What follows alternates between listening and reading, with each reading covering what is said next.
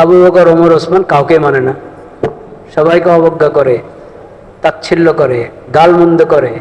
তাদের অনেকে, শিয়াদের অনেকে এনাদেরকে মুসলমান হিসেবেই মানে না, বলেন নাউজুবিল্লাহ। তো তুমি আলী রাদিয়াল্লাহু তাআলাকে কি মানলা? হযরত হাসান হোসেন কিভাবে গ্রহণ করেছিলেন এই তিন সাহাবীকে, এই তিন খলিফা আবু বকর, ওমর, ওসমানকে? আবু জাফর বাকির কিভাবে গ্রহণ করেছিলেন? জাফরে সাদিক কিভাবে গ্রহণ করেছিলেন? তোমরা কোন রাস্তায় আছো? কিন্তু দেখবেন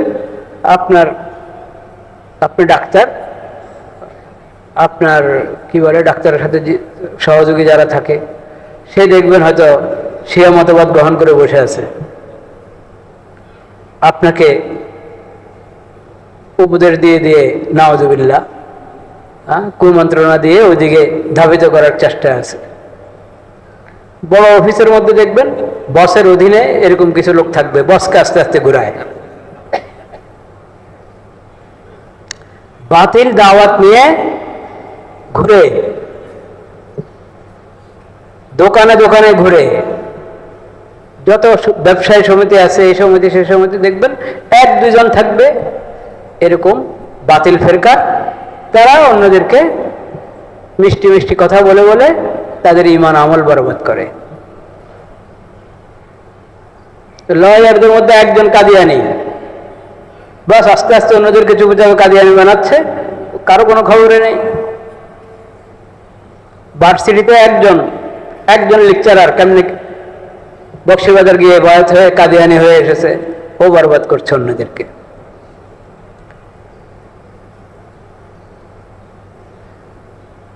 বাতিল ফিরকার লোকেরা, এমনকি বেঈমান লোকেরা মানুষের আকীদা নষ্ট করে, ঈমান নষ্ট করে। আমরা উদাসীন, বেখবর, আমাদের খবর নেই। এই যে উদাসীনতা, অসচেতনতা, এটা মুমিনের কাছে কখনো কাম্য না। মুমিনকে সচেতন হতে হবে, সজাগ হতে হবে।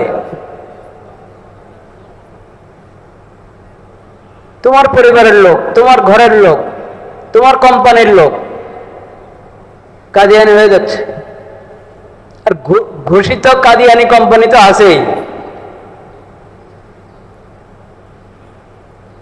প্রাণ আরএফএল আছে না, কাদিয়ানি না তারা?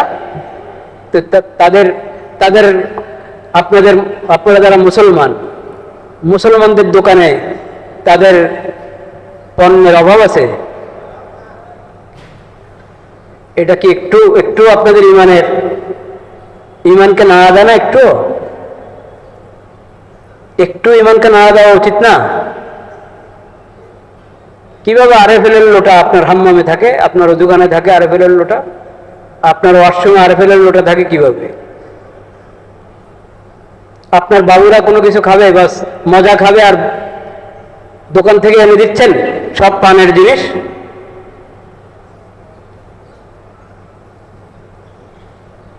ইফতার করছেন, আপনার দস্তরখানে পানের পানি, আপনার দস্তরখানে পানের সামান, আপনি বলছেন আল্লাহুম্মা লাকা সুমতু আলা রিজকিকা আফতারতু, এই দোয়া পড়ছেন, আল্লাহ তোমার জন্য রোজা রেখেছি, তোমার নামে ইফতার করছি। আল্লাহর নামে ইফতার করছেন আল্লাহর দুশমনদের সামান দিয়ে। এই দোয়া আল্লাহর নবী আপনাকে শিখিয়েছেন, খাতামুন নবীন হযরত মুহাম্মদ মুস্তাফা সাল্লাল্লাহু আলাইহি সাল্লাম। এই আখিরি নবীর শিখানো এই দোয়া পড়ছেন ইফতারের সময়, ইফতার গ্রহণ করছেন আল্লাহর নবীর দুশমন, ইসলামের দুশমন, আল্লাহর দুশমনদের তৈরি করা তাদের ব্যবসায়ী পণ্য দিয়ে, যাতে তাদের ব্যবসা মজবুত হয় আর মুসলমানদের ব্যবসা দুর্বল হয়। কোথায় আমাদের ঈমান?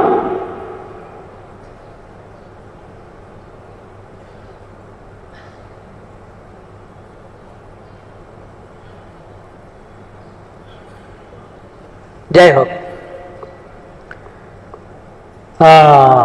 আবু জাফর বাকির মনে আছে কোত্থেকে কথা এসেছে? আবু জাফর বাকির রহমতুল্লাহ আলাইহি। ইমাম আবু হানিফা রহমতুল্লাহের উস্তাদ। ইমাম আবু হানিফা রহমতুল্লাহের শায়েখদের মধ্যে একজন আবু জাফর বাকির এবং তার ছেলে জাফর সাদিক ইমাম সাহেবের সমবয়সী, কিন্তু ইমাম সাহেব তাকেও উস্তাদের মতো সম্মান করতেন। ইমাম আবু হানিফা রহমতুল্লাহ আলাইহি। আবু জাফর বাকির রহমতুল্লাহ বর্ণিত এই হাদিসটি, মান আতা আলাইহি শাহরু রমাদান সহিহান মুসলিমান সামা নাহারাহু ওয়া সাল্লা বিরদাম মিন লাইলিহি ওয়া গাযযা বাসারাহু ওয়া হাফিযা ফারজাহু ওয়া লিসানাহু ওয়া ইয়াদাহু ওয়া হাফাযা আলা সালাতিহি মাজমুআতান ওয়া বাক্কারা ইলা জুমআহি ফাকাদ সামা আশ-শাহরা ওয়াস্তাকমালা আল-আজরা ওয়া আদরাকা লাইলাতাল কদর ওয়া ফাযা বিজাইদাতির রব। ইমাম ইবনে আবি দুনিয়া, মুহাদ্দিস ইবনে আবি দুনিয়া রহমতুল্লাহ আলাইহি ফাযাইলুর রমাদান কিতাবে এই বর্ণনাটি এনেছেন। এতে বলা হয়েছে, যে ব্যক্তি, যে মুসলিম রমজান মাস পেল, দিনে রোজা রাখলো, রাত্রের ওজিফা পুরা করলো। রাত্রের ওজিফা কি করলো? এই ওজিফা কি? ওজিফা কি জিনিস? ওজিফার অনেক বইপত্র দোকানে পান আপনারা। হ্যাঁ, ওজিফা বললে মানুষ বুঝে যে কিছু একটা, কিছু দোয়া দুরূদ পড়া। এবং ওজিফা নামে বইপত্রগুলোর মধ্যে বেশিরভাগ মানে বাজারে মানুষ মানে যেসব প্রকাশক দায়িত্বশীল না, দায়িত্ববোধ নাই যে প্রকাশকদের মধ্যে, দায়িত্বহীন প্রকাশক যারা, ওরা অনির্ভরযোগ্য অনেক ওজিফার বই ছাপায়, আর যে যেটা পায় ওটা নিয়ে পড়তে থাকে। আজকে ওজিফার অর্থ শোনেন ভালোভাবে। আরবি শব্দ হলো বীর, এবং ওজিফাও কিন্তু আরবি শব্দ। এখন তো বাংলা এমন ব্যবহার হয় যে সবাই বুঝে, মূলত ওজিফা শব্দটা আরবি, একই অর্থে। বিরদুন, ওজিফা এবং হিজব, তিনটা শব্দ কাছাকাছি অর্থে। যে আমল নিয়মিত করা হয়, যে আমল নিয়মিত করা হয়, ছাড়া হয় না, ওটাকে বলে ওজিফা, ওটাকে বলে বীর, ওটাকে বলে হিজব। নিয়মিত করা হয়। কেন নিয়মিত করা হয়? ফরজ ছাড়াই জানা হারাম, ছাড়লে হারাম হবে, কবিরা গুনাহ হবে, আদায় করা ফরজ, এই জন্য কখনো ছাড়া হয় না। এটা হলো সবচেয়ে বড় ওজিফা। হ্যাঁ, পালন করা ওয়াজিব, ছাড়া যায় না, এটাও ওজিফা। সুন্নতে মুআক্কাদা ছাড়া যায় না, সুন্নতে মুআক্কাদার ব্যাপার অবহেলা করা অন্যায়, এটাও ওজিফা। আর আরেকটা হলো নফল, মুস্তাহাব, করলে সওয়াব, ছুটে গেলে গুনাহ নাই। কখনো ছুটে গেলে কি নাই? গুনাহ নাই। করলে সওয়াব, ছুটে গেলে গুনাহ নাই, এটা নফল। কিন্তু আমি সওয়াবের আশায় এই নফলটাও নিয়মিত করি, ছাড়ি না। যদিও মাঝে মধ্যে ছেড়ে দেওয়া যায় বা না করা যায়, যেহেতু নফল, কিন্তু আমি নেক কাজ যতই করতে পারি ততই লাভ। এবং নেক কাজের একটা নিয়ম এটাও যে যতটুকু করো নিয়মিত করো। যদিও এটা নফল, না করলে গুনাহ নাই, ছেড়ে দিলে গুনাহ নাই, কিন্তু করছি তো সওয়াবের জন্য, করছি আল্লাহকে খুশি করার জন্য, আখিরাতের ভান্ডার ভারী করার জন্য। তাহলে আমি করব এবং নিয়মিত করব। ফরজ, ওয়াজিব, সুন্নতে মুআক্কাদা তো নিয়মিত করার বিধান, এটা নফলের মধ্যে নিয়মিত করার বিধান নাই, ছাড় আছে। কিন্তু আমি ওই ছাড়ের জায়গায় নিয়মিত করি। কিসের জন্য? আমার কবরের জন্য, আখিরাতের জন্য। কারণ অজান্তে কত গুনাহ করে ফেলছি, এগুলোর কাফারা এই সব নফলের দ্বারা হয়ে যাবে। সেজন্য এই নফলগুলো আমি করি এবং নিয়মিত করার চেষ্টা করি। এটা হলো আসল ওজিফা। এটা কি? ফরজ, ওয়াজিব, সুন্নতে মুআক্কাদা এগুলো তো বড় ওজিফা। আসল ওজিফা কি জন্য?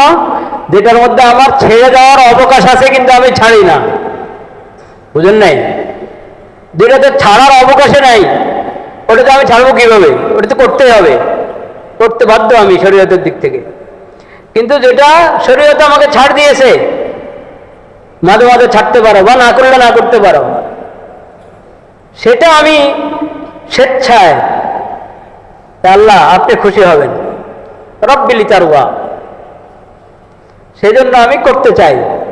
এবং যখন করা শুরু করলাম, তা আমার নবী করিম সাল্লাল্লাহু আলাইহি ওয়াসাল্লাম নবীজি বলেছেন যে আমল অল্প হলেও ওটাই ভালো, যেটা নিয়মিত করা হয়। যেটা কি নিয়মিত।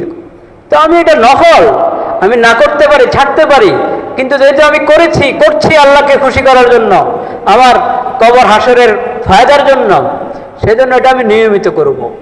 এই নিয়মিত এই আমলটাকে আমি করছি, এটার নাম হলো ওজিফা। এটার নাম কি?